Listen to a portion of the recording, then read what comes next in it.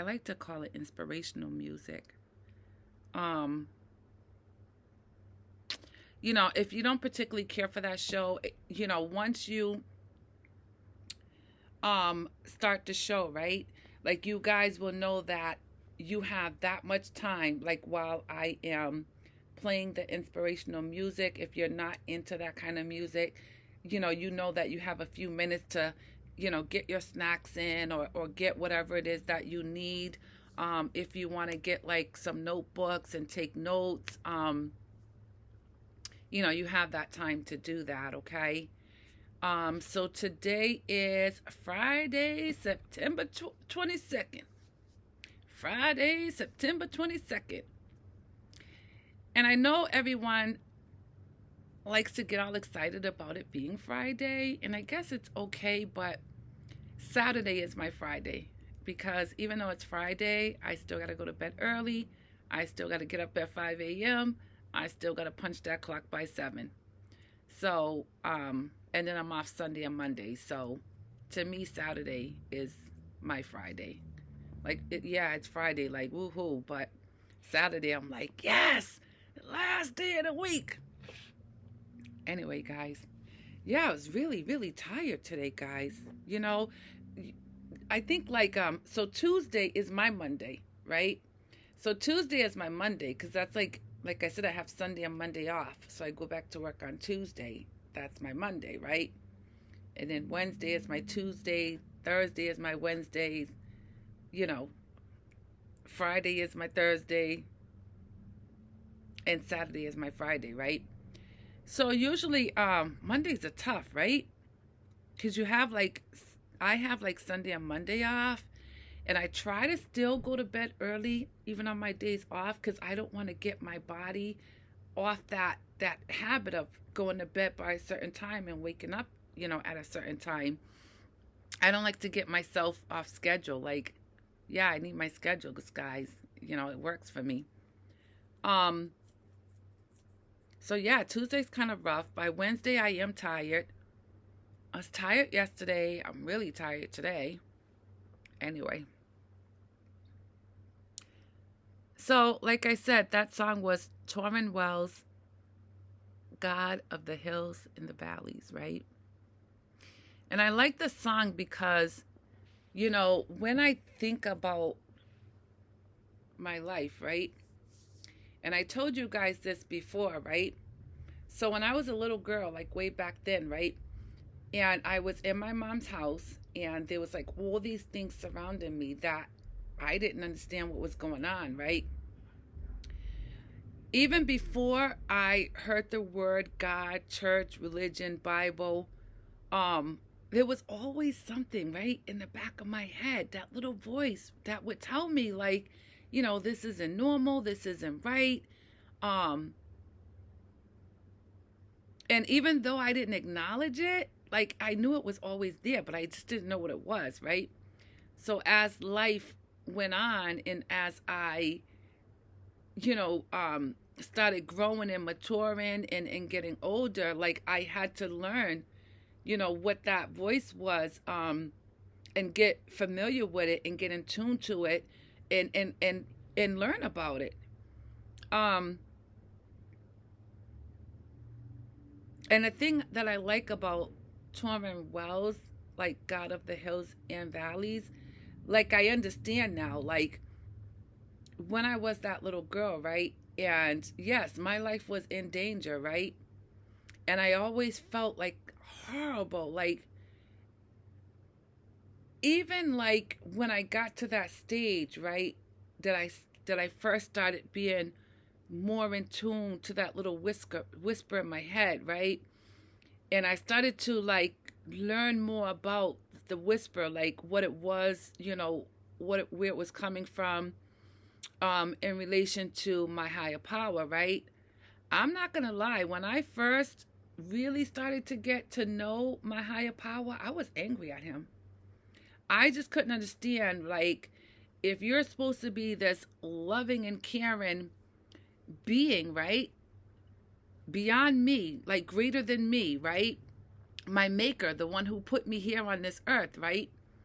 I just couldn't understand how this higher being, right, can take babies,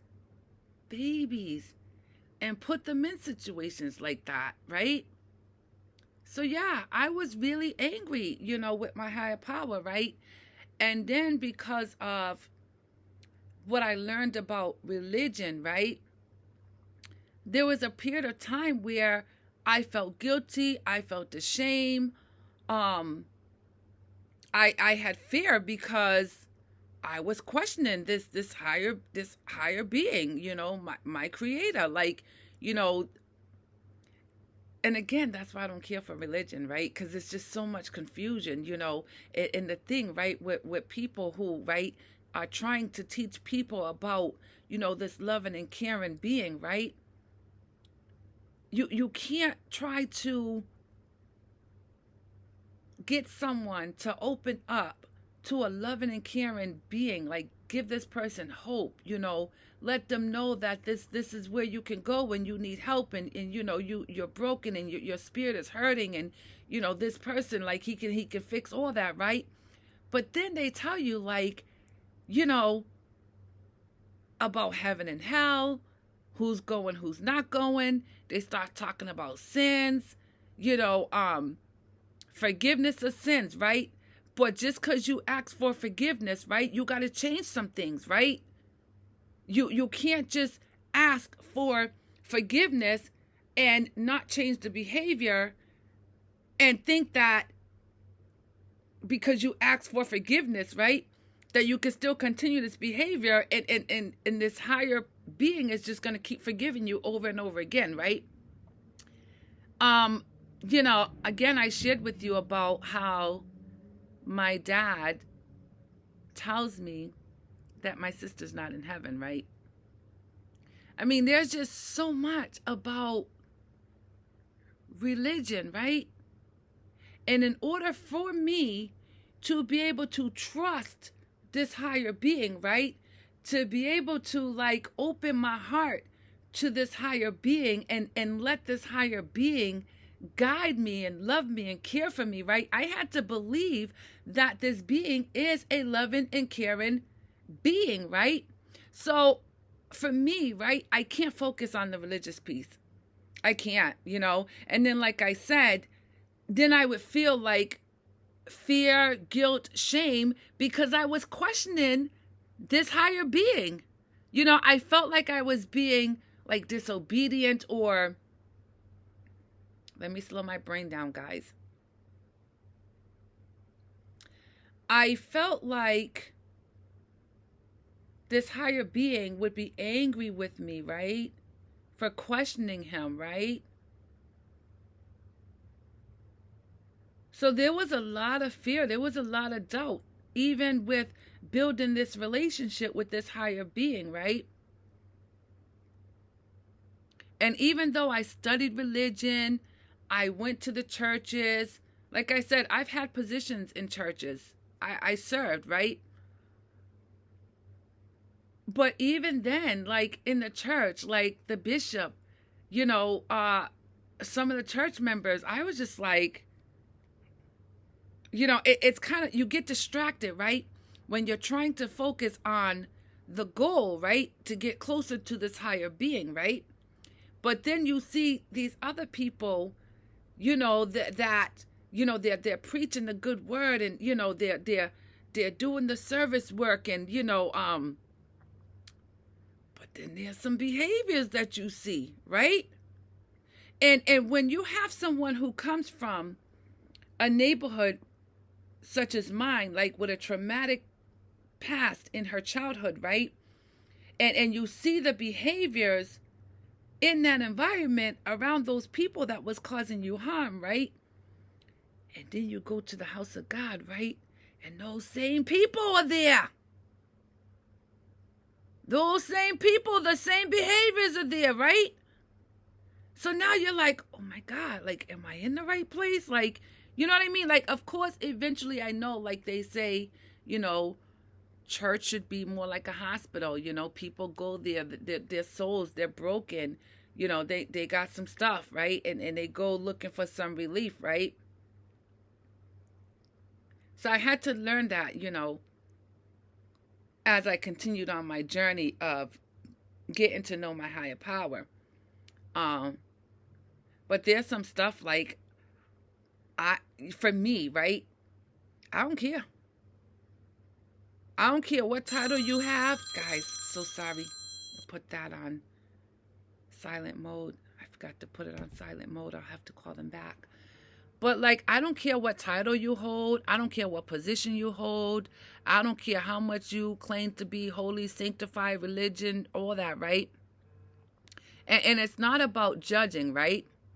Because you don't want to judge people, right? But you have to be able to use discernment, right? Because they say not everybody in church is serving the same God, right? And like I said, there are people in like Catholic churches who've never read the Bible, right? So it's not about judging people, it's about using discernment, and still, like, I went through some things in my childhood, right? That as an adult, if I still see those behaviors in somebody, that wall goes up. I'm good, I'm out. Like, you can be who you need to be, but I'm just gonna remove myself, okay? And like I said, a lot of people from those old neighborhoods, right? Because they never identified, they never acknowledged, they never addressed, right? I know men, right, in their 50s and 60s, right? You guys, which is part of the reason why I'm still single. Like I said, I just got into a relationship. It's been like almost a year now, maybe almost a year, not quite, but even that person, and he's not an addict, right? He doesn't use drugs, right? But his drinking, it's a problem. When I first started dating him, right, he didn't drink around me right away, right? And then as time went on and I did see him drink, I just thought, it was a casual drinking, right? A casual thing, right? Because like I said, like, I'm a recovering addict, right? I've been in recovery for a long time. I have 18 years clean, right? So I have to use discernment and understand that not everybody is an addict, right? I mean, I met him outside my program, right? And he doesn't know anything about hard drug usage, right? But it's drinking. And like I tell people, right? Because a lot of people don't know. Alcohol is a drug, right? And I'm going to give you the cause and the effect of that, right? I know people, right, who have drank alcohol so strongly their whole life, right? There's this thing called wet brain, for those who don't know, right? And what wet brain is, right? Now, I don't know if this is the medical term for it, because alcohol wasn't my thing, guys. It's just that I can't handle alcohol. I can't. I drink a little bit and I'd be like, oh yeah, we're not doing that. So I'm going to look up wet brain just because I want to make sure I'm giving you guys the right language. This is like street language when I say wet brain. Mm-hmm. Mm-hmm.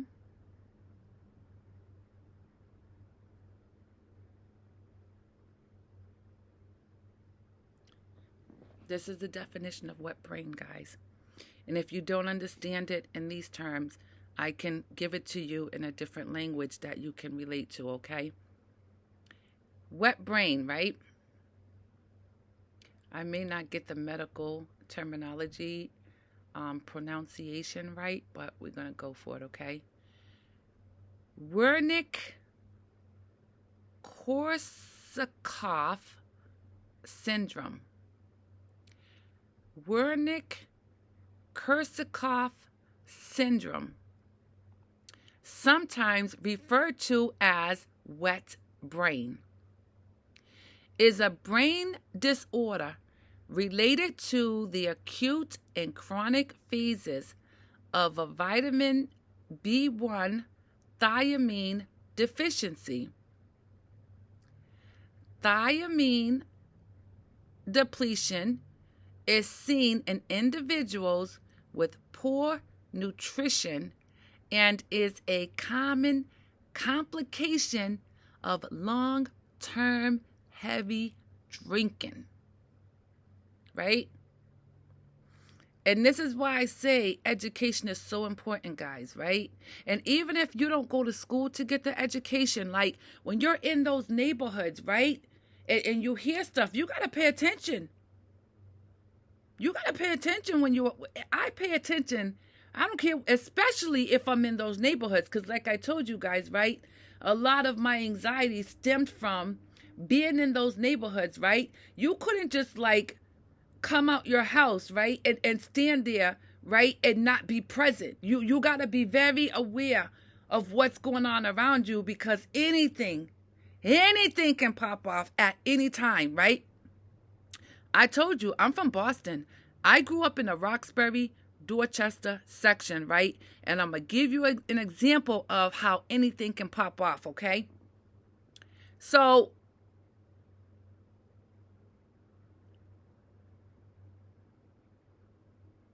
there was a time when I didn't drive, right? I didn't have a car, right?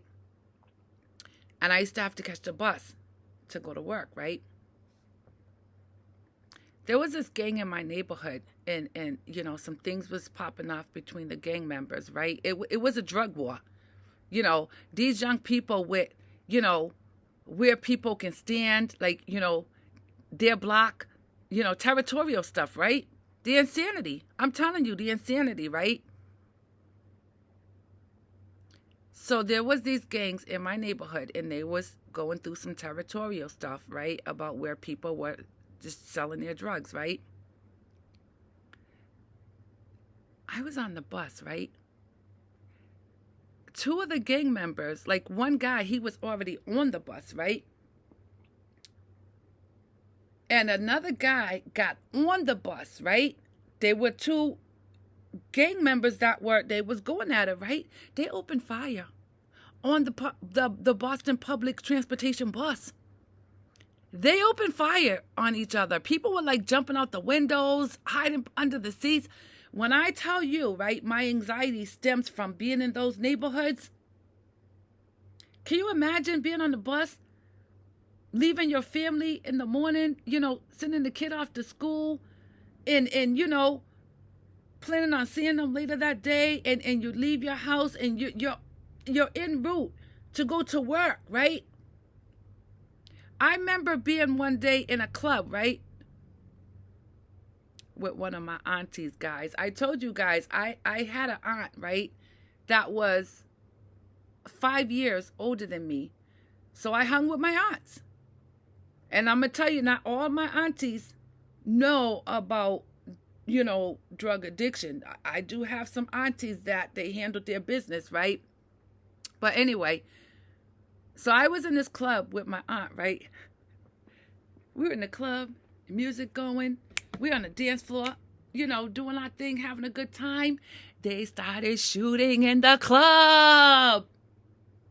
And my auntie, she didn't know what was going on, because when I tell you, right, I pay attention to my surroundings. You know, I don't care where I am.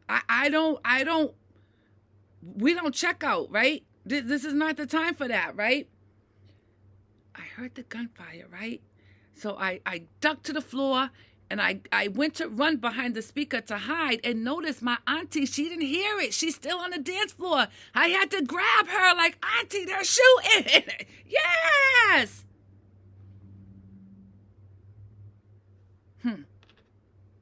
Anyway, and I know them holy, sanctified Christian people, right? They like to talk about people like up in the clubs, you know, God ain't in the clubs, and, you know, religion stuff, right?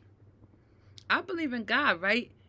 And I do have a relationship with God, right? But to me, a club is just where people go to mingle and have, like, you dance for God. When you in church, y'all be jumping and hopping and, you know, hollering, and yeah, y'all dance too. But other people dance too.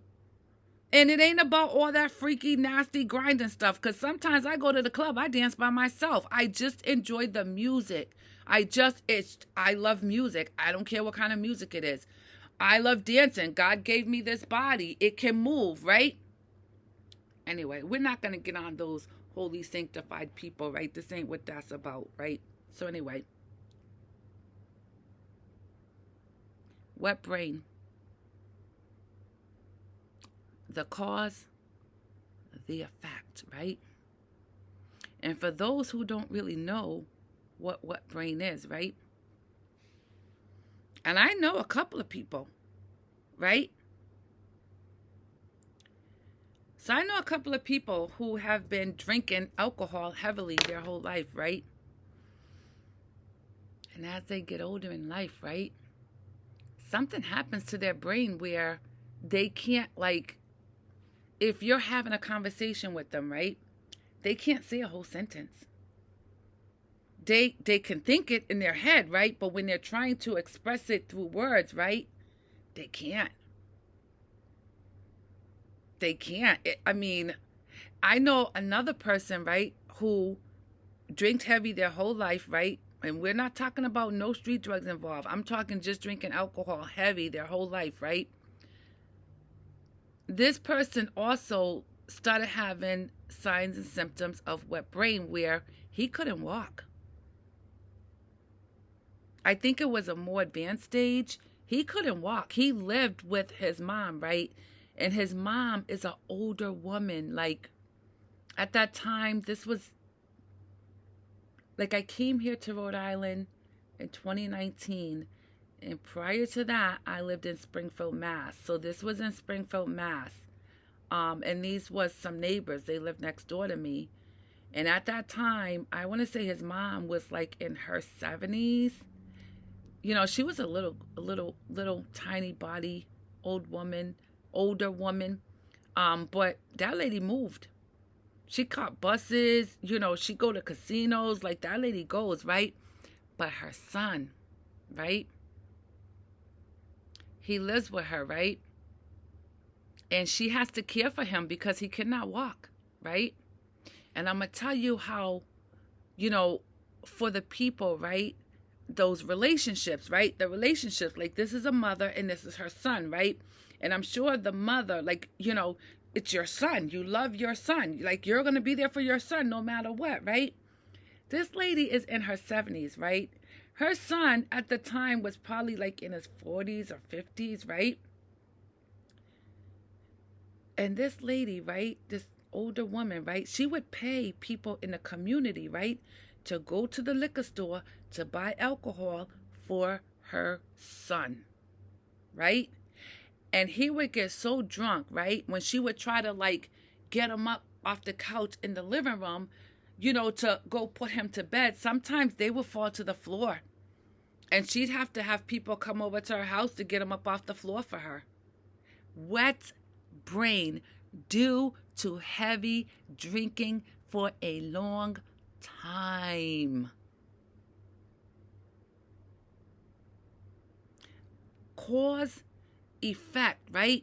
Can you imagine being a man in your 40s and 50s, right? You can't walk, you can't bathe yourself, you can't shower yourself, putting that burden on your mother who's in her 70s. This woman's in her 70s.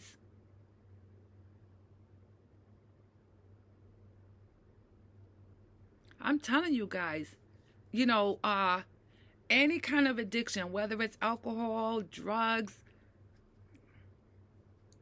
there's consequences. There's consequences. You're affecting those relationships.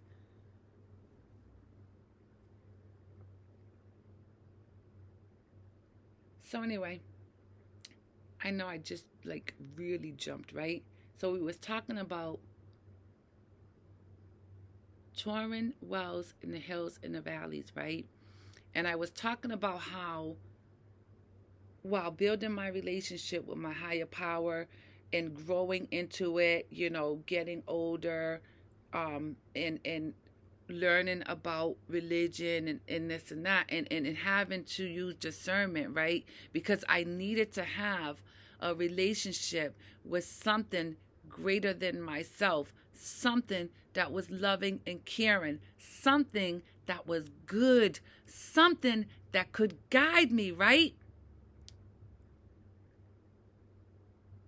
And there was a period of time, like I said, where I was totally against this relationship with this higher being because there was some stuff going on in the world, right? And I could not make the correlation. I could not understand. I didn't get it, right? I didn't get it, right? But then, like, as I continued to grow, right, in that relationship, right, and I kept learning about it, right, and I kept talking to it, and I kept focusing on it, right, eventually, right, a light bulb went off, right? And you know what he said to me? He said, I've always been with you, my child. Even when you didn't know I was there. I was there. Remember how I told you guys, right? That along my journey, right? A lot of people didn't make it, right? They didn't make it, right? And I've been in some situations, guys, right? I should have been dead more than once, more than twice, more than 3 times. So when I'm thinking about all that stuff, right, and I'm focusing on all that stuff, right, I realize, right, it wasn't me that got me out of them situations. It wasn't me. It was my higher power. Like, yes, I was in the lion's den, right? But he didn't let that stuff really touch me, even though I experienced some stuff, even though I went through some stuff. Like, that stuff didn't touch me here. That stuff didn't touch me here. We're talking about the gifts, right? The gifts. Because we go through some stuff, right? But if you pay attention, some gifts came along with that stuff. Example, right? I told you guys how harmful my mom was to me, right? Growing up as a kid, right?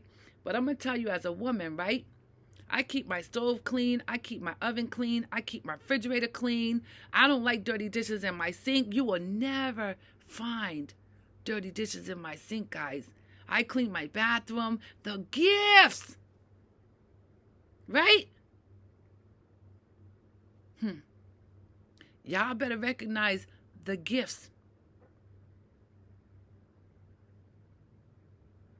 The fact that I'm still alive is a gift. Yes, I have a mental health condition, right? But I can manage it, right? I can still work every day. I don't got to sit home and collect the Social Security check. The gift.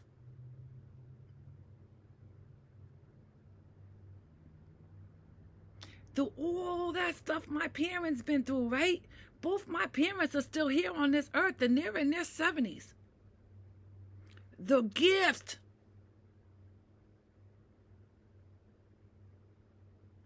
I told you guys, right, about my sister, right? And her children, right? The young daughter, she reached out to me, right? Had God not protected me, right? And kept me here on this earth, I would have never been here for that young daughter of my sister to reach out to me.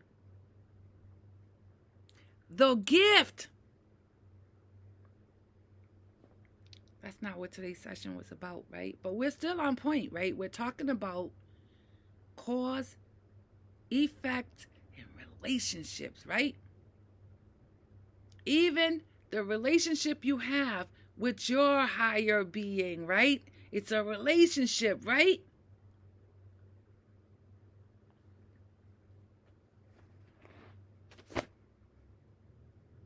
We're gonna move on.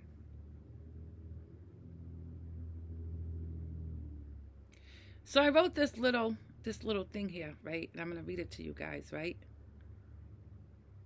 And again,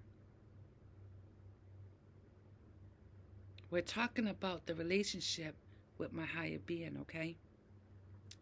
So as a little girl, right, living in those neighborhoods, right, I lived in fear, guys. I lived in fear. And if you read my book, right, God's Gift to You, right, and I know I talk a lot, guys, but I'm telling you, the stuff I talk to you about here, you still got to read the book because I don't give it away. You have to read the book. There's a lot of information in this book, right? Illustrations, stories, my journey, right? I don't give the book away. Even though we do these sessions, guys, I talk around stuff. You still got to read the book, right? So, there was a time, right, in my early years, right, I didn't know fear, right? And then one day it was just there, right? Out of nowhere, right? And because, right, of my higher power,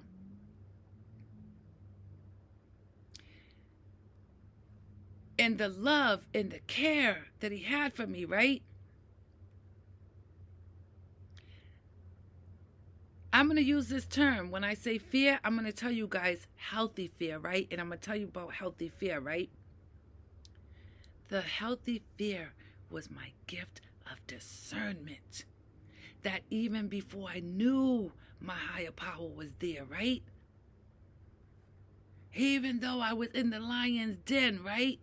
And I was in harm's way, right?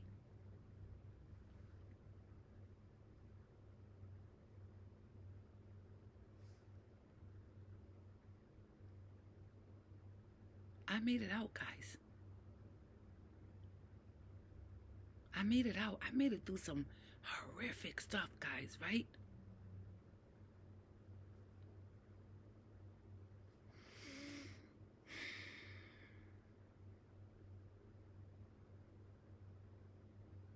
Healthy fear. Healthy fear, like, everybody has fear, right?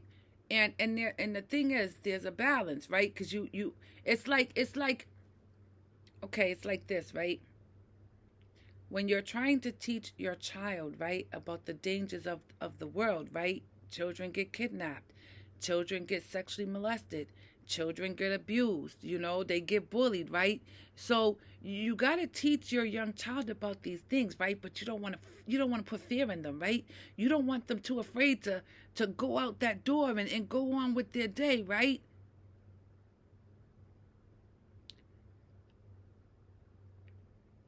There is unhealthy fear and there is healthy fear, right? And healthy fear is those warning signs. Those bells are going off. They're trying to tell you something, right? That fight or flight moment.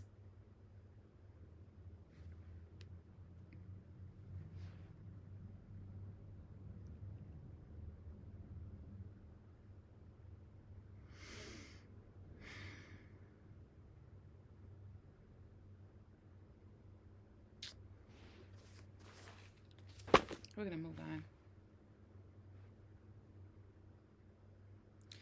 So when we talk about mental health awareness, right? We're talking about identify, acknowledge, and then address. Because sometimes I tell you guys, and I only tell you too, I say identify and address. What is actually identify, you got to be able to know what's going on, right? And then you have to acknowledge it. Because sometimes you identify some stuff, but you don't acknowledge it, right? You see it and you keep it moving, right? You can't just identify without acknowledging that it's there, that it exists, right? And then you got to get to addressing it. So I like to say 3 stages: identify, acknowledge, address. Because some people, right, they can identify it and not acknowledge it or address it. Like they see it, they know it's there, but they don't care. So you have to not only identify it, right? You have to acknowledge it. You have to acknowledge it. And these 3 steps, right? They take time. There's going to be a period of time where you're just in identifying mode, right? You're going to be there for some time, right? Before you get to the acknowledgement, right?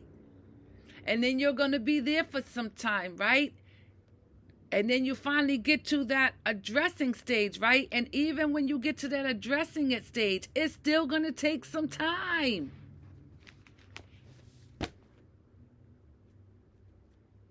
Every stage takes time, and one stage may not take as much time as the next stage, right? Each stage is different. I told you, even when I identified the stuff that was there, right? I was in denial. I was like, nah, not me. And then it got so bad that I had no choice but to acknowledge it. Like, this thing was there, and it was making me weak. It was making me sick. I had to acknowledge it, right? And then we go through this stage where we acknowledge it, right? But then we're in, we got to go through some feelings. This stuff comes with some feelings, right? You got to go through some feelings, right? You got to start, like, paying attention, right, to what's going on around you, right? And then when you do address it, you got to do some reading. You got to do some research. There's some work you got to do.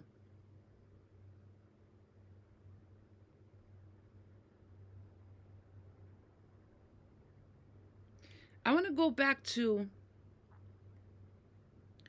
the religion aspect, okay?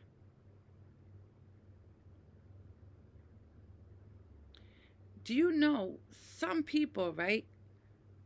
These religious people, right? They say God can fix anything, right?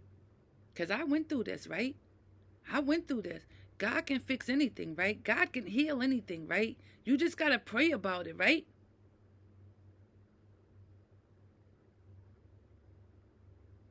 And I'm not saying there's some things God can't do, right? But there's some work you got to do. It's like asking God to guide you to a position, to a job, right? You pray. But if you sit on that couch and you don't start sending out them resumes and making them phone calls, you can pray all you want. That job ain't going to come to you. And this is what I mean by religious, holy, sanctified people, right? Like, because some people, they do have the information, they do have the knowledge, but their teaching skills.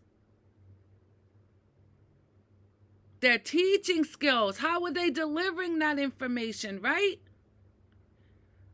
Teaching skills is not just about having the information. Like, the delivery's got to be on point. The timing's got to be on point. People got to be open. And some religious people, right? It's like they're stuffing it down your throat. They're stuffing it down your throat. They're stuffing it down your throat, right? Like trying to shove it down there. They come at you like, and when you are dealing with a broken spirit, right? There's some things you got to do to that spirit before you start giving it information. You got to get that spirit in position to receive that information, right?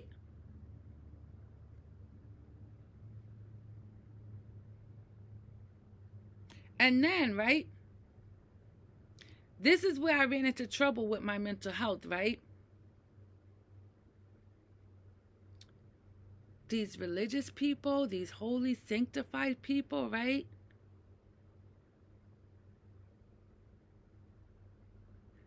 They got their own way of thinking when it comes to mental health medication, right? And I had to get to a place where I had to tell myself, you know what, right? God gives people gifts, right? Like, yeah, we have our struggles with healthcare, right? We have those moments where, co-pays, financial reasons, some people give you poor service, right? But I can't be a doctor. God, that's not the gift that God gave me. God gave people gift to make medication, like, right? And let's take it even further back, right? Maybe God knew. He knew that some of his people were going to be broken in some places, right?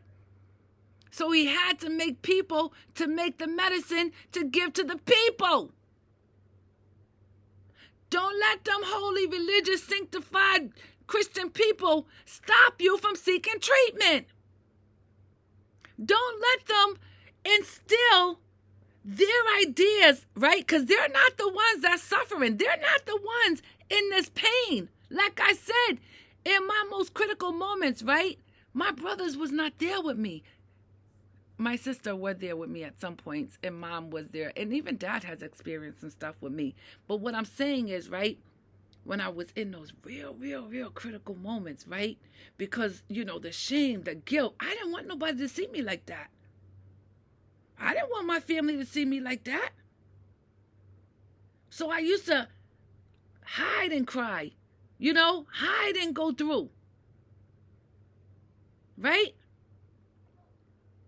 So when these religious, holy, sanctified people, right, they start just like, those communities that instilled, right, that misinformation about psychiatrists and counseling and mental health meds. Like, some people will have you stuck. You listen if you want to. Some people will have you stuck, right? And when it came to my faith, right, I had to realize, like, God gave these people gifts. If God didn't make these people, right, and give them the knowledge, the wisdom to create, like, mix these chemicals and create these things, right, God must have knew there was going to be a need for it.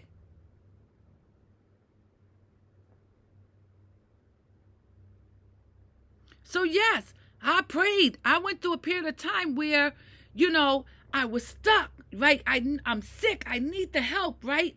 But I couldn't move because I couldn't get past the things that were instilled in me, right? The myths, the misinformation, people's attitudes, people's opinions, right? I had to get past that stuff. They weren't the ones suffering, guys. Thank God that he gave other people gifts that I don't have. Thank God.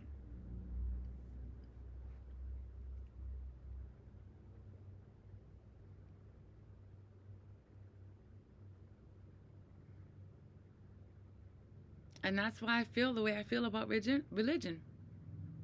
Like, I know my higher power, right? I know he's a loving and caring being, right? And I trust him, right? And I let him guide me, right?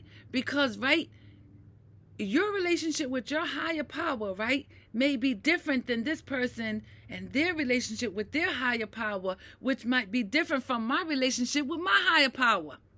It's not the same.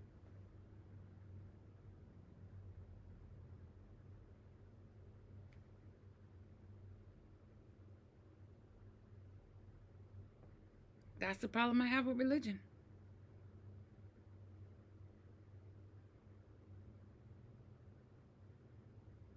I just feel like my higher power knows me good, bad, and indifferent, and he loves me anyway.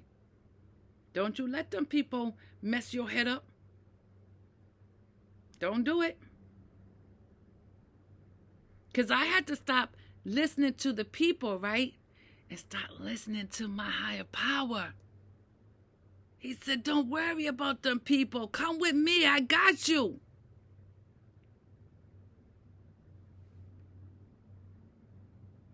Their opinions don't matter. Keep your eye on me.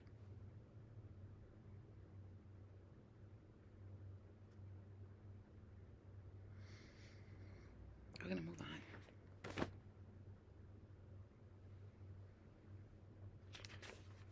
Now remember, we're on cause and effects, right? Had I listened to those holy Christified religion, fear-God people, right? I wouldn't be where I am today. And you cannot play with a mental health condition, because I'm going to tell you, I told you guys before, right, about the voices, right, that tell you to harm yourself, right? They're talking to you, right?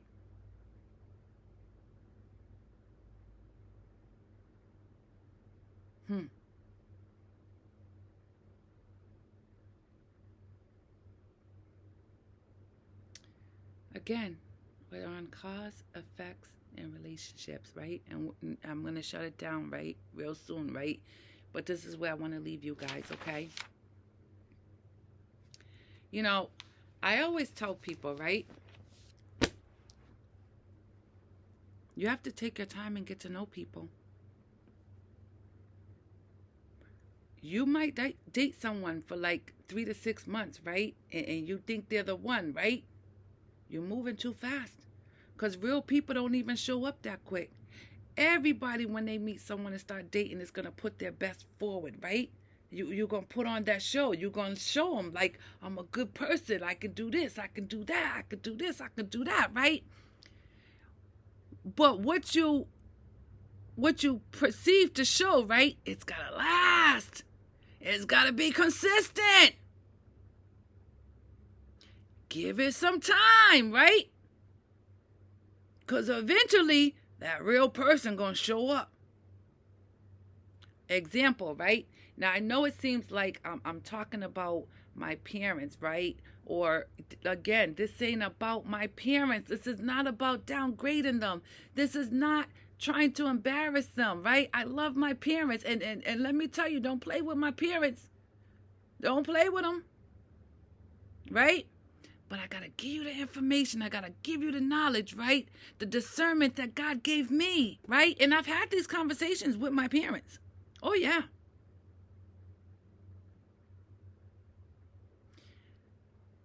When Dad met Mom, right, in their younger years, right, and he started having children with my mom, he didn't know my mom. He never met her parents. He didn't know anything about her. Nothing. He didn't know she had a mental health condition. He didn't know that because she had a mental health condition, that there was a possibility that her children may be born with a mental health condition. He didn't know, right?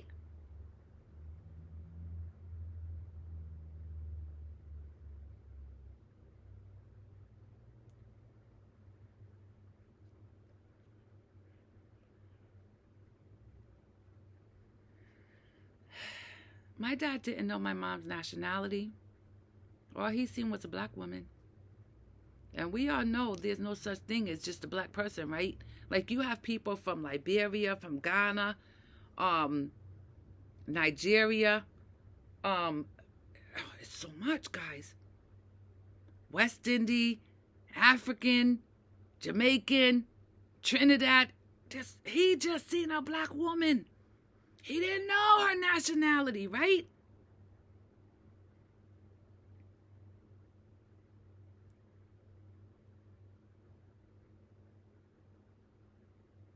It's so important to get to know people before you tie yourself down to them, guys. And that stuff takes time. It takes time. Now, I'm sure for most quote unquote normal people, right, that grew up in those middle class neighborhoods, right, that wasn't flooded with people dealing drugs, people abusing drugs, people who didn't finish high school and never furthered their education past whatever grade level they stopped at, right? So when I say in most normal situations, that may not be a factor. But if you come from the neighborhood that I come from, right, and I know there's other people that came up out of those neighborhoods, right? Because we grow up and we all move to, different parts of, cities, towns. Maybe we move to another state over, right? But they're all the same people. You're still dealing with the same people, right?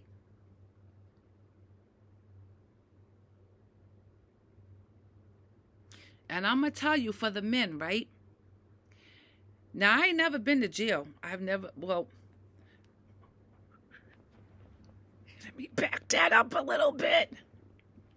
As an adult, okay? If you guys read my book, I'm talking 11, 12, 13, 14, 15, right? We're not talking like, I want to say, by the time I turned 14 years old, right? I've never been arrested. I'm laughing because I told you guys I have a weird sense of humor. Anyway, so from the time I was 14, right? I've never been arrested. I've never been to jail. All the way through up until now, right? But I have brothers, right? And I have male friends. And I was with a young black man for 18 years, right? I've seen people go in and out of jail, men and women, right? Like I said, from the time I was 14 up until now, I've never been to jail, right?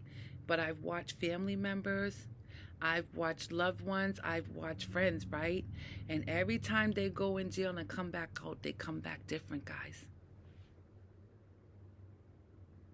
So I would like to think, right, when people go to jail, it's a traumatic experience, right?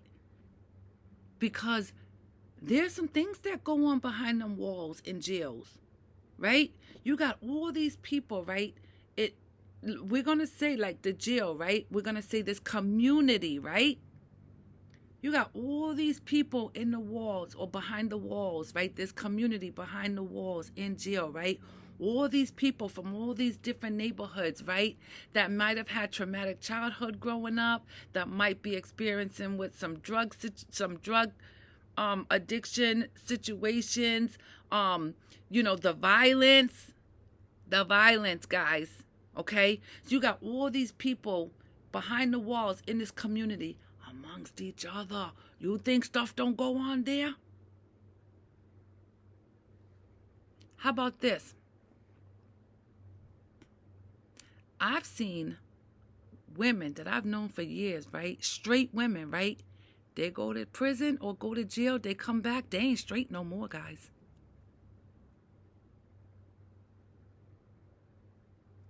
They're not straight no more. They're either bi or gay. Women. So you can't tell me stuff don't go on in the prison behind them walls, right? And whatever went on there, right? Whatever went on there, right? When they get released back into society, right? So you go in one way, right? And you come back a different person. As if your life wasn't traumatic enough. You had to have done some things, right? To get arrested, to go into that jail, right? So as if your life wasn't traumatic enough, right? Now you go in prison or jail behind the walls, right? And you experience some more traumatic stuff, right? And now you come back out into the world that you left behind. And I'm not saying, right? I know for sure, right? Like I said, I've been in recovery for many years, guys, right? I know, like, in prison or jail or whatever, like, they have NA programs. They have AA programs. I know people in prison go to school. Some of them come out with degrees, right? But not everybody takes advantage of those opportunities. And then, right, people have that pride. They have that ego, right? Like I said, I've seen how people respond to me when they find out that I have a mental health condition, right? So some people, right, some people, and I've seen it, right? People who are undereducated, they're embarrassed of that stuff. They don't want nobody to know that part about them. People who who struggle with reading, like if you're like in your 30s and your 40s and you struggle with reading, you never learn how to read or you can't do it that well, that stuff is embarrassing. They hide that stuff. They don't want nobody to see them like that. Like my mental health condition. I hid it from my family for a long time until I couldn't anymore. But yeah. Because the world can be so cruel when they find out you have a weakness. And I'm not even going to say my mental health condition is a weakness, because for me, right, my mental health condition saved me, right? Because these same people, right, that I grew up with in my environments, in my communities that were on the same journey that I was on, right? These same people that have experienced these traumatic things, right? And now they have these behaviors. They're like bouncing up against the walls, you know, doing the same thing over and over again. When they know it doesn't work, right? Because of my mental health condition, right? I had to work harder on some stuff. I had to overcome some stuff, right? And again, with my mental health condition, right? Because I had to work harder and I had to like educate myself. I had to do therapy. I had to do counseling. I had to take meds, right? I was the sanest one in them people. The people who don't think they need a psychiatrist or don't think they need counseling or don't think they have an issue or don't think they need help, right? But yet the behaviors, you're watching them, right? So even though I have a mental health condition, right, I'm the sanest one in the bunch. I told you, I've always been the leader in my family as far as my mom, my brothers, my sisters. I was always there trying to like take care of this one and carry this one and guide this one and go after that one.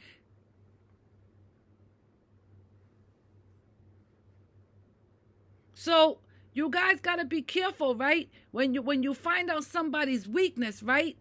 Or you think it's a weakness, right? Because you don't really know. You're misjudging stuff, right?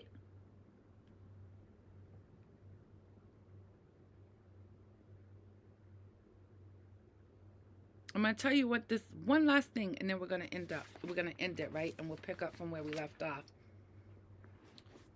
Cause, effect, relationships, right? I told you guys, right? My mother was taken from her mother when she was 7 years old, never to see or hear from her mother again, right? And she didn't have any siblings, so there was no brothers and no sisters. It was just her, right?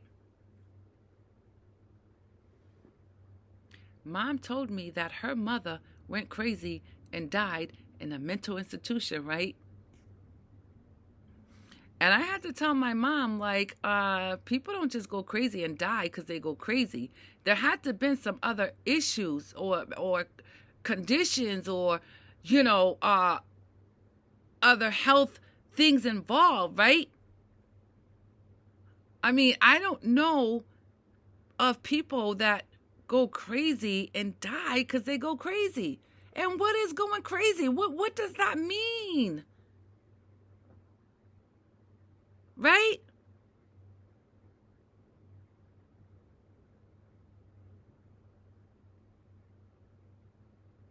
So because mom, right, was taken from her mother when she was 7 years old, never to see or hear from her mother again, she ended up getting adopted. She grew up in a foster home, right? So maybe mom didn't even know, like, this mental health condition, maybe, right, inherited, passed down from generation to generation to generation, right? Which is why I say, when you meet someone, you're out there dating and you meet someone, you better take your time and get to know them. They, like, they may not have, like, outside medical concerns that is visual to the eye, right? But that deep-rooted stuff, Cause and effect. So here you have a young woman, 7 years old, right? Taken from her mother, never to see or hear from her mother again. Her father died when she was 19 years old and she didn't have any siblings, right? And she has to navigate through this life. Even though she was adopted, right? There was issues with her and some members of the family that adopted her, right? So sometimes you're not really alone. You got your tribe, you got your people, right? But if there's some things in there, right, you don't really feel connected. You're alone.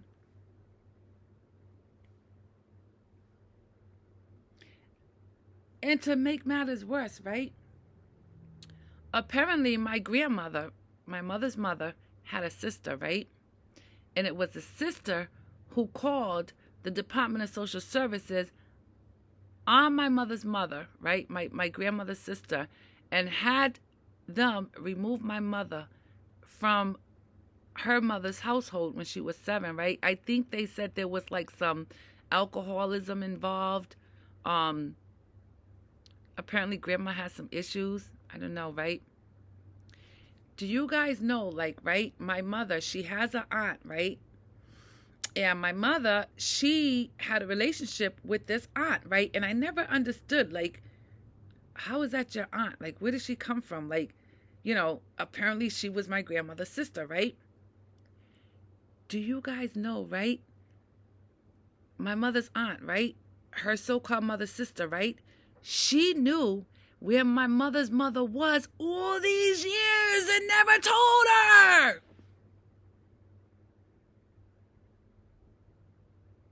My grandmother, right? We grew up in Boston, right? My grandmother was close to us in Boston, right? In an institution, right? And her sister, who called Department of Social Services on her and had them remove my mom from her, right? Always knew where the woman was and never told my mom. Like, my mother's children never met her mother. And we lived in the same city, the same town. These family members, those relationships. And real quick, I'm going to end with this and we can revisit that stuff later, right? I'm going to tell you how my mother found out her mother passed away, right? Years later, right? We were all grown up now, right? So another family member in my mother's family passed away. And my mother went to that person's funeral, right? And I guess people were surprised that my mom showed up for that family member's funeral, right? So they started scrambling around my mother, right? The obituary of that family member who passed away, right? My grandmother's name was in that obituary, with the date that she passed on. That's how my mother found out her mother was dead. And I just thought, Mom, I don't know what kind of horrible people you claim to be related to, right? Like, why would your aunt not tell you where your mother was? Why would she keep your mother from you, from your children meeting her? Like, I don't care what the situation was. And then allow you to go to another family member's funeral only to find out at that funeral that your mother had passed on. They never told her. They never gave her the information so she could go to her mother's funeral. I don't know, like, people say like this stuff is normal or whatever the climate is that we live in this world today where people think this stuff is normal. That's not what my higher power tell me. My higher power don't tell me that stuff is normal.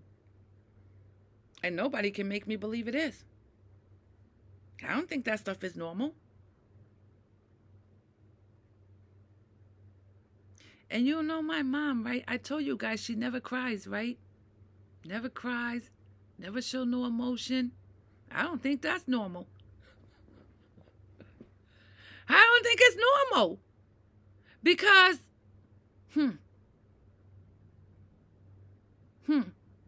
Let me find out, right? That somebody knew where my mom was, right? And even when my mom passed, right? And they don't tell me? No. No. I mean, we can't be friends. We can't be nothing, not alone family. No. If you even felt like you never wanted to tell my mom where her mom was, at least give her the opportunity to go say goodbye. You guys, I'm telling you, this stuff is deep rooted. Generational trauma, relationships, right? Cause and effect, right? We do things to people not realizing that there's some other people tied to that person. You're not just hurting her, you're hurting her children because you never gave her children the opportunity to meet her mother, their grandmother. Who does that? Even when we were all adults. I can even see if you guys wanted to keep that from us when we were babies or children or whatever. But even as adults,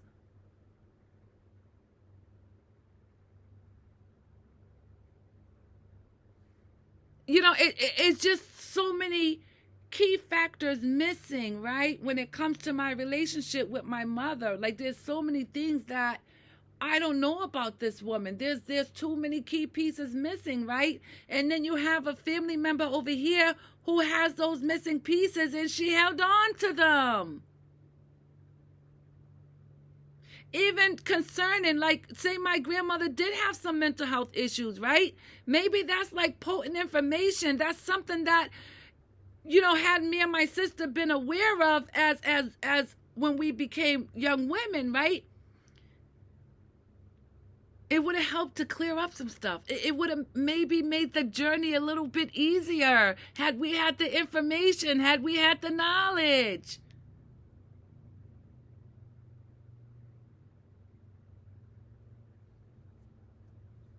I'm not crying, guys. I'm a little oily. I guess you could say I see my skin shining. So anyway, we're going to stop there, guys. I got my light on today because I noticed when I start my video, right, once it started getting darker outside, my video would get dark and I don't be having my light on. So today I put my light on. So anyway,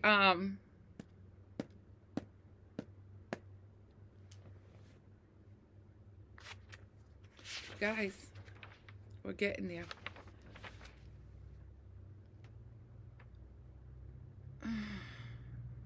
We are getting there.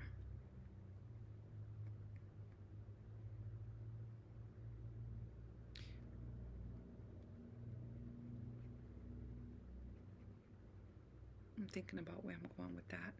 I'm going to wait on that. Because like I said, we need to start shutting it down. Yeah. Talking about cause, effects, and relationships. Those relationships outside the romantic ones with the mate, the boyfriend, the spouse, husband, wife. We didn't even get to the romantic stuff yet, guys. This is just, and it's all leading somewhere, okay? It is all gonna lead somewhere. And I know it might seem like I'm just talking about me and it's all about me, but I'm giving you I'm sharing with you my experiences, right? So if you have stories that, are in close proximity of what I'm sharing with you, right? There's some stuff that we got to work through. I need you guys to be taking notes, and not my notes, not my story. Like when I say something, right? If you have your own story, right? You guys need to be writing this stuff down. We gotta get to the root of it, right? We gotta get down deep in there. We gotta pull all that stuff out, right? Because let me tell you this thing that I learned, right? They say sometimes God breaks us down, right? So he can rebuild us better. So that's what we're trying to do. We're trying to break all this stuff down and make room and clean it out so we can start building you up to the better version of you.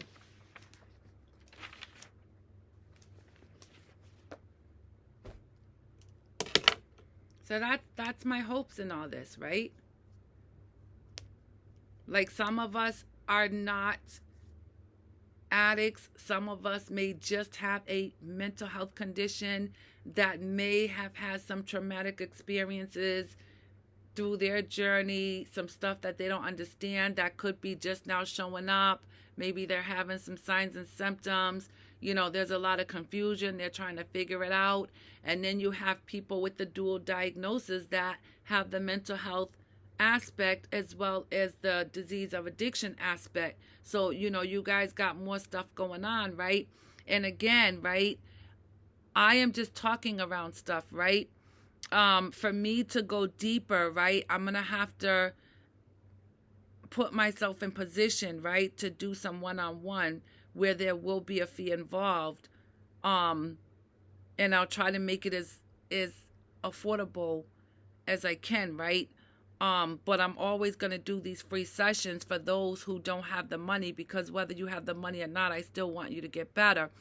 But for those who don't do the one-on-one sessions, like, I'm hoping that you guys are going to them doctors, you're having conversations with them doctors, you're seeking treatment. Like, for me, right, I had a few programs I had to do. There was just so much going on, right? So yeah, I did psychiatry, I did counseling, and I'm gonna tell you the difference between counseling and psychiatry for those who don't know, right? So counselors you go to once a week, right? And you just sit there and you talk about some stuff, you work through some stuff, but counselors can't prescribe the meds. Okay? So that's why I did counseling and psychiatry, because when it came to them wanting to introduce the medication piece, that's where the psychiatrists come in, okay? So don't relate psychiatry to crazy, okay? Counselors do not prescribe. Psychiatrist prescribes. Like I said, if there's any information that you guys can think of that I might have the answers to, leave me a message. If you don't want to go into the messages with other people on this page, like I said, I have a professional Facebook page, Johnny B. Hopkins Author. You can leave me messages there. I do check my messages. It might take me a day or two, right? A day or two. It will not be that long, right? There's some people you can hit me up on Messenger. Like, if you have Facebook or whatever and you friend me or whatever, like, then we can do through Messenger, right? Any way that I can help people, okay? I'm here, okay? I want you guys to have a great, great, great evening. Again, don't be so hard on yourself. Things take time. It will get better. I'm in my 50s. I've been doing a long time. I've seen people that didn't make it, guys. They didn't make it. But you have the opportunity, right, to do better, to go a different route, to reach out, ask for help. Don't worry about what other people say. This is about your life, right?